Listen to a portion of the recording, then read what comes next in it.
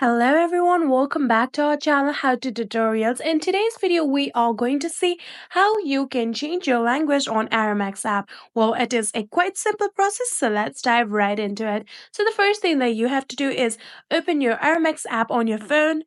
And after opening the Aramex app, what you're going to do is tap on the My Account icon that you can see on the navigation bar on the bottom right corner of your phone.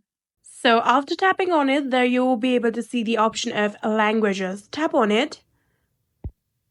And then here you can see there are three different options for you: French, Arabic, and English. You can tap on any language of your choice. I'm going to tap on French.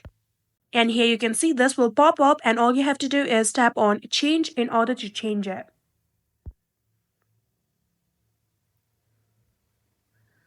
And just like this, here you can see now your Aramex is on French. You can see on the navigation bar, these are all in French. And that is it. That is how you can change your language in Aramex app. I hope this video was helpful to you guys. If it was, please do not forget to hit that subscribe button and like our video. Thank you so much for watching. See you in the next.